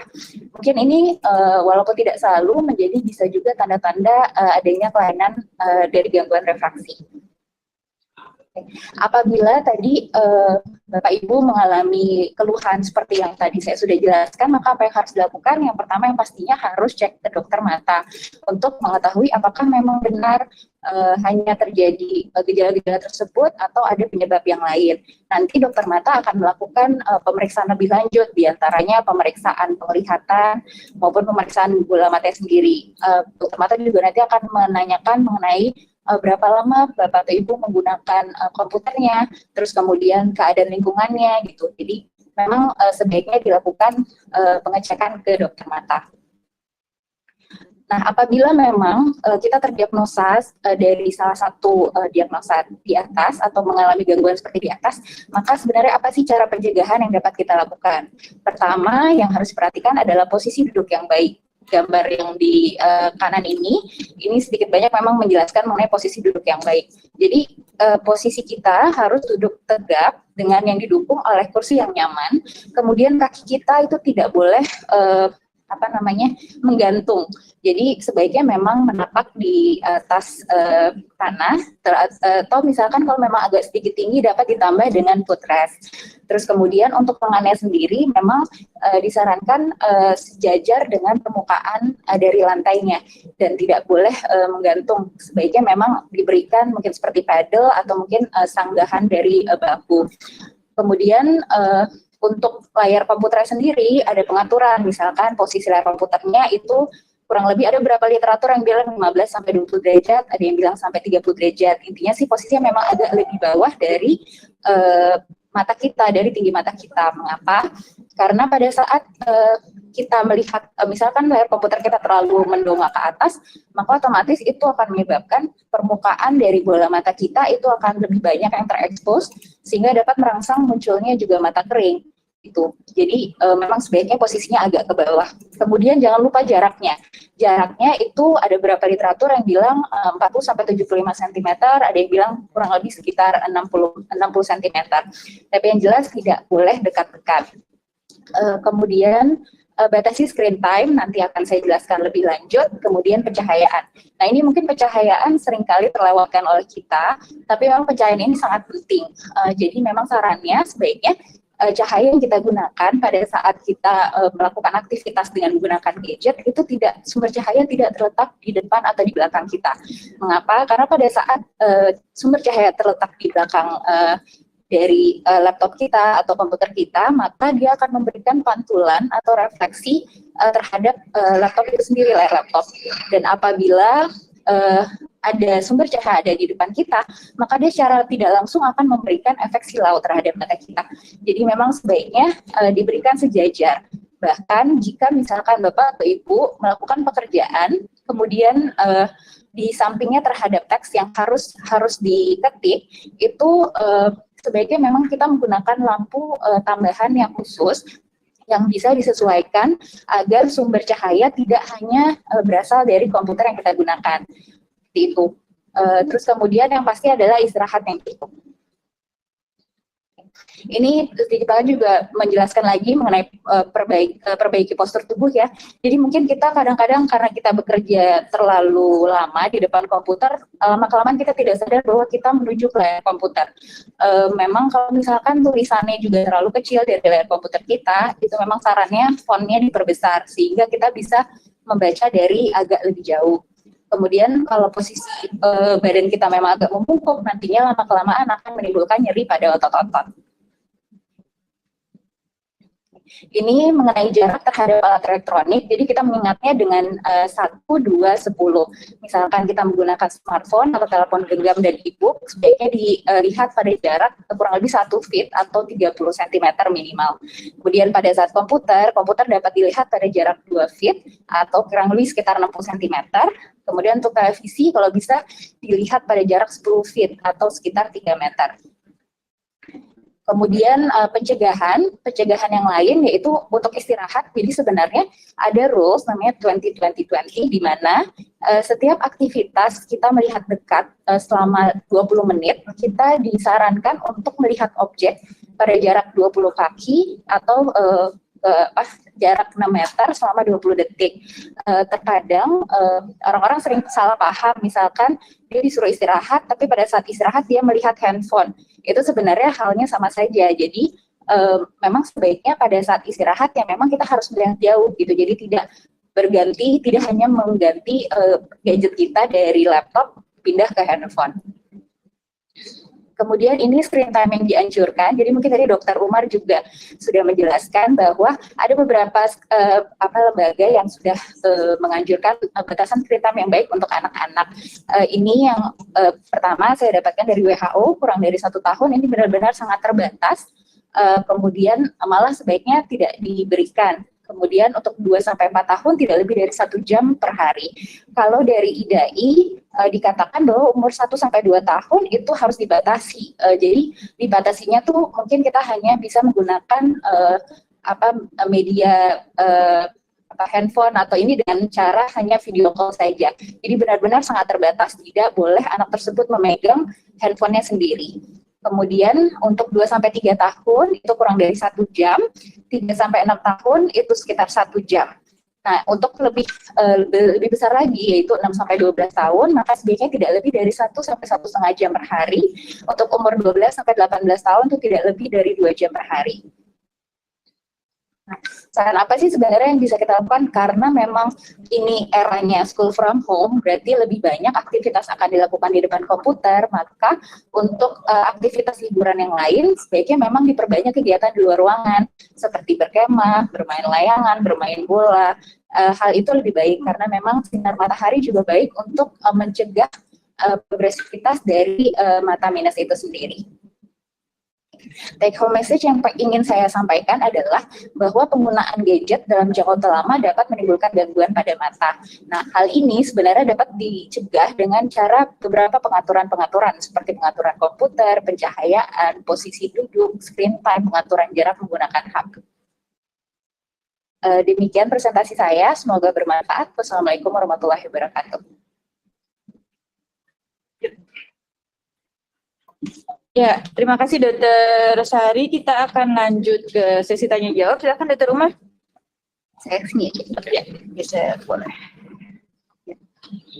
Dari pertanyaan yang sesi sebelumnya dulu ya Dokter Umar yang belum terjawab ya Dokter Umar. Baik, Dokter Cynthia. Ya, ada pertanyaan mengenai apakah Persatuan Dokter Mata atau Perdami sudah mengeluarkan rekomendasi untuk maksimal berapa jam sehari anak SD, SMP, atau SMA belajar menggunakan gawai, Dokter Umar? Setahu saya sampai saat ini sih Perdami belum mengeluarkan seruan tersebut atau himbauan tersebut, tapi memang itu sedang digodok oleh seminar refraksi yang diketuai oleh Dr. Tri yang tadi sudah memberikan presentasi di awal. Mungkin dalam waktu dekat akan ada rekomendasi dari Perdami tentang hal tersebut. Hanya saja tetap kita mengacu ke WHO tentang guidelines tentang penggunaan gawai pada anak, juga untuk guidelines tentang computer vision syndrome ya, Dr. Sari. Oke. Seperti itu. Mungkin nanti sebagian akan dijelaskan Dr. Sari. Ya, Dokter Sari mungkin ada tambahan mengenai screen time ini, Dokter Sari, selain memang kita belum ada dari Perdami, tapi memang tadi sudah disebutkan sedang dibicarakan. Namun mungkin tadi seperti panduan yang disebutkan oleh Dokter Sari, mungkin bisa diulang sedikit ya Dokter Sari ya, panduannya seperti apa untuk masing-masing usia gitu ya Dok ya. Ya, baik Dokter Cynthia, terima kasih. Jadi untuk ini saya ambil dari IDAI, Ikatan Dokter Anak Indonesia, kalau kurang dari 1 tahun itu memang sangat tidak direkomendasikan. Jadi tidak boleh gitu untuk memberikan ke anak-anak. Kemudian 1-2 tahun itu sangat amat dibatasi. Kalaupun dibolehkan itu hanya untuk komunikasi. Misalkan kita ingin video call seperti itu. Kemudian 2-3 tahun itu kurang dari 1 jam, 3-6 tahun itu 1 jam, 6-12 tahun itu 1,5 jam. 1-1,5 jam, kemudian 12-18 tahun itu kurang dari 2 jam. Gitu Dokter Cynthia. Ini kumulatif untuk 1 hari ya Dok ya? Iya, betul. Ya, jadi tetap seperti Dokter Sari sebutkan tadi mengenai rule 20-20-20 itu tetap berlaku. Namun untuk 1 harinya seperti dikatakan Dokter Sari, masing-masing usia ada batasan maksimal untuk screen time. Mungkin begitu untuk pertanyaan screen time. Ya. Pertanyaan berikutnya untuk Dokter Umar. Saya ingin menanyakan pada anak usia berapa dan tingkatan dioptri berapa ortoke efektif untuk mencegah progresivitas miopia, Dokter? Ya, ortoke itu efektif untuk sampai saat ini sih untuk miopianya yang moderate. Jadi antara 3-6 itu yang paling efektif di situ. Untuk yang lebih dari 6 itu hasilnya belum konsisten, ada yang bisa, ada yang tidak. Jadi kita juga masih melihat hasilnya belum terlalu konsisten untuk yang lebih dari 6, tapi yang terbaik adalah untuk yang kelainan refraksinya moderate. begitu. 3 sampai 6. Tapi untuk anak Ya. usia berapa gimana? Anak usia berapa yang bisa dipakaikan, sampai saat ini sih penelitiannya anaknya yang dipakaikan itu ya rata-rata di atas 5 tahun untuk ortopedi tersebut. Jadi anak yang sudah bisa diberikan nasihat, dikasih tahu untuk tidak menggosok lensa tersebut, karena lensa ortopedi itu kan keras, tidak nyaman. Jadi dia sudah bisa diberitahu bahwa akan dipasang lensa yang keras dan itu akan dipakai dia tidur sepanjang malam. Jadi memang butuh kooperativitas dari anak juga untuk bisa dipasangkan ortopedi. Mungkin berdasarkan pengalaman Dr. Umar, kira-kira paling kecil usia berapa ya dok ya? Yang pernah ke saya terus belum melakukan, tapi untuk yang kontrol ke saya yang paling kecil itu umurnya 10 tahun. Ya, jadi memang tergantung kooperatif dari masing-masing anak begitu ya Dr. Umar ya. Begitu mungkin jawabannya. Nah ini ada yang masik, yang kebenaran pertanyaannya sama nih dok. Bolehkah dilakukan lebih dari 2 kali dokter? Kan kita mau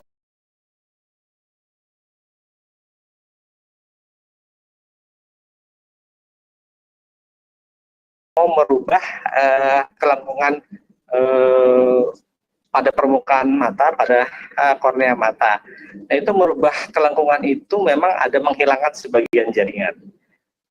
Nah, ada batas minimum tebal kornea yang perlu ada. Jadi kalau misalnya memang kornea tadi sangat tebal dan waktu operasi pertama yang diambil hanya sedikit, kemudian mau dilakukan operasi kedua dan bisa diambil masih dalam batas lakukan, masih bisa saja. Tapi kalau misalnya kornea tipis mungkin tidak bisa untuk dilakukan. Bahkan kadang-kadang ada beberapa tempat Baseline ketebalan korneanya, kemudian nanti target dari refraksi.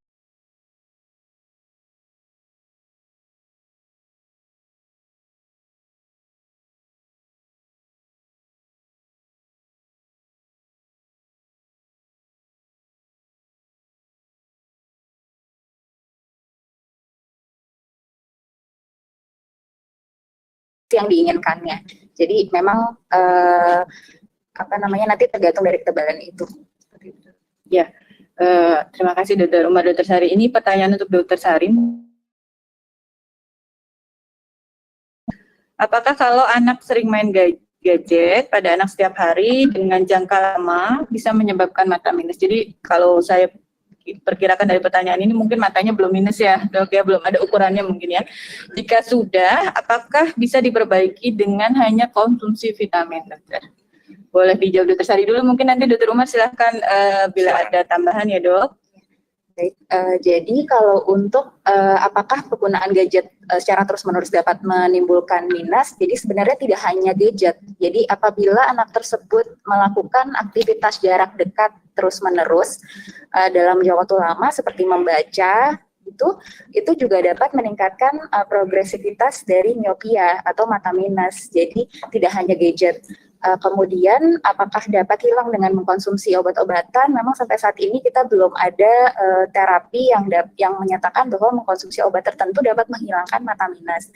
Karena seperti tadi mungkin sudah dijelaskan oleh Dr. Umar bahwa mata minus itu terjadi karena memang bola matanya juga memanjang. Sehingga sampai saat ini belum ada obat yang mungkin untuk memendekkan lagi bola matanya. Seperti itu. Dr. Umar, mungkin ada tambahan Dr. Umar? Ya, jadi yang seperti tadi saya sampaikan di slide saya mungkin terpaksa agak cepat karena tadi ada masalah teknis yang membuat seseorang itu minus itu faktornya multifaktorial, bukan hanya aktivitas saja, tapi juga ada ras, ada masalah ya keturunan, kemudian juga ada masalah lingkungan. Jadi karena multifaktorial itu salah satunya ya, kalau pakai gadget bisa lebih mempercepat, tapi itu satu-satunya belum tentu. Gitu. Artinya kalau memang bapak ibunya minus tinggi, ya mau anaknya nggak sering baca dekat, nggak sering main gadget, resiko untuk dia bisa punya minus tinggi lebih besar dibandingkan kalau misalnya bapak ibunya tidak punya minus tinggi seperti itu. Tapi tentu saja dengan punya faktor resiko bawaan dari keluarga, tentu saja orang tua harus lebih aware ya terhadap hal ini ya. Makin bapak ibu memiliki riwayat miopia misalnya, tentu awareness orang tua terhadap kemungkinan anaknya juga terkena juga mengalami miopia ini harus lebih Ya. tinggi ya dok ya. Screeningnya harus bisa. Screeningnya harus lebih cepat seperti Ya. pembicaraan Dr. Juli mungkin Ya. minggu lalu ya, Dr. Umar dan Dr. Sari. Dan sudah seperti tadi saya katakan bahwa talent chart itu dijual bebas di toko online juga, jadi bisa beli, ditempel di jarak 6 meter, taruh pencahayaan yang cukup. Nanti anaknya kalau sudah bisa baca huruf diminta dites saja di rumah. Kalau memang tidak mencapai baris yang digambarkan hijau itu, berarti ada kemungkinan cobalah untuk berkonsultasi ke dokter mata untuk bisa dilihat apakah memang ada masalah refraksi pada anak tersebut. Gitu. Ya, kita masih punya waktu beberapa menit lagi. Mungkin ini pertanyaan lain. Selamat siang, dokter. Izin bertanya, saya usia 30 tahun dengan minus 1,5 kanan dan kiri, namun tidak pernah memakai kacamata. Apa komplikasi yang mungkin terjadi kalau saya tidak pernah memakai kacamatanya, dok? Ya, boleh dijawab, dok. Silakan.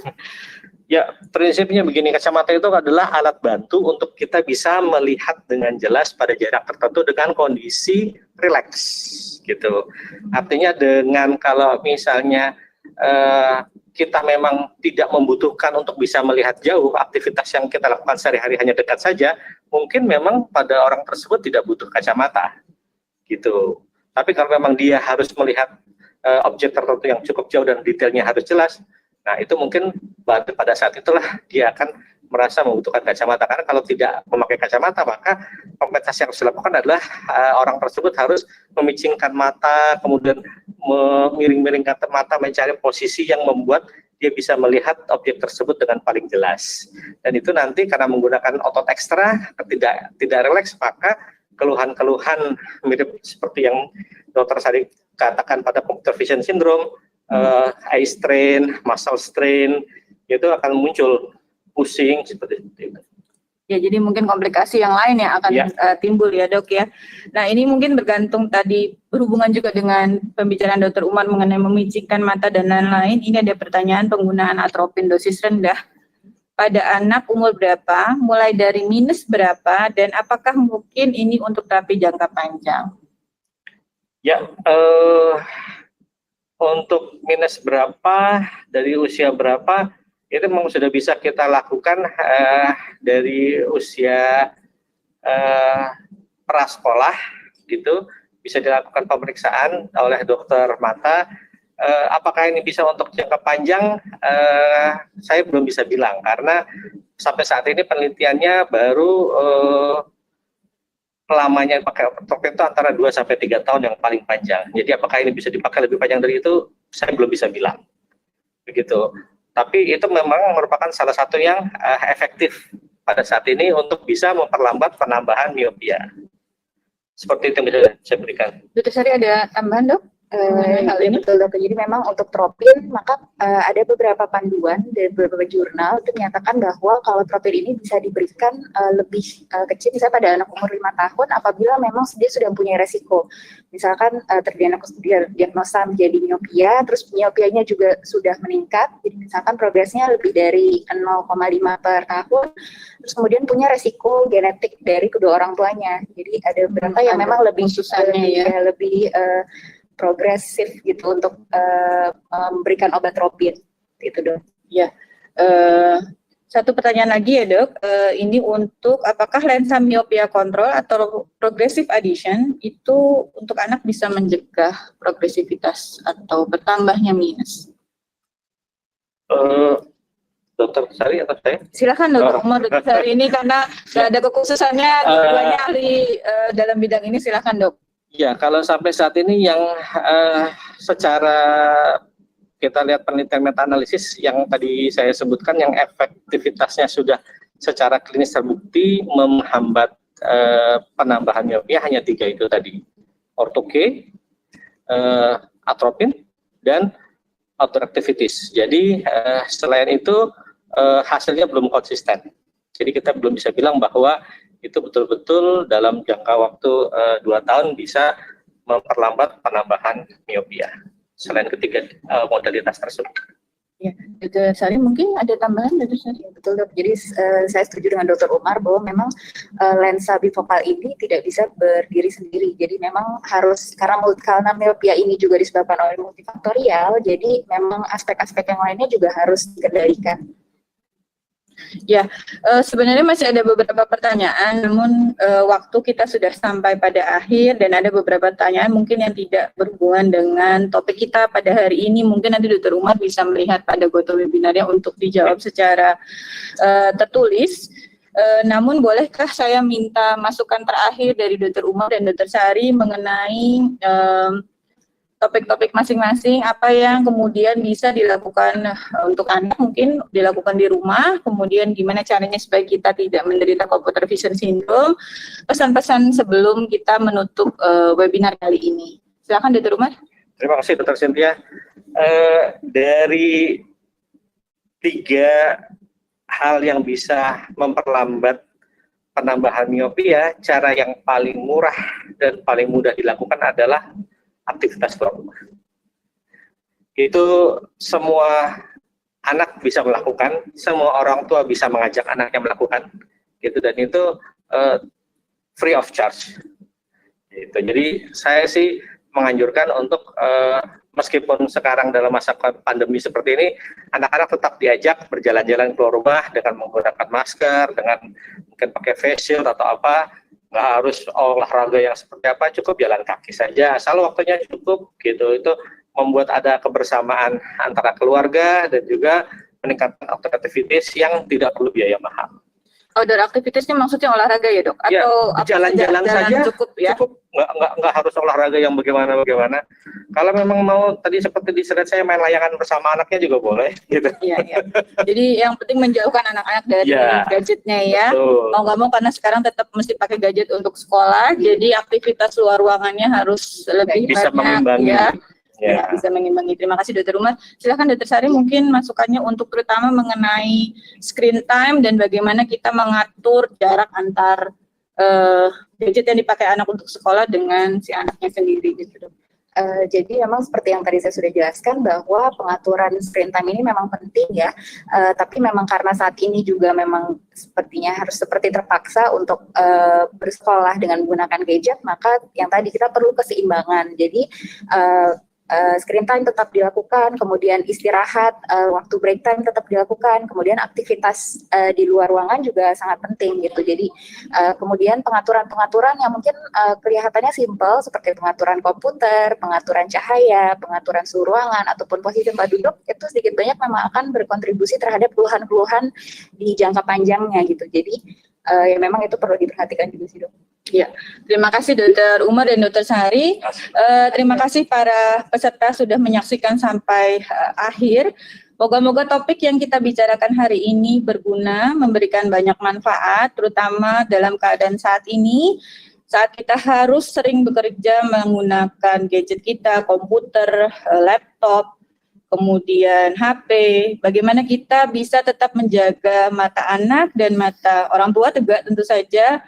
Dan masukan-masukan tadi semoga bisa dipergunakan dalam menjalani school from home atau bekerja dari rumah juga. Kami di sini mengucapkan terima kasih kepada semua partisipan yang sudah mengikuti acara ini. Semoga kita selalu dalam keadaan sehat. Saya tutup webinar awam hari ini.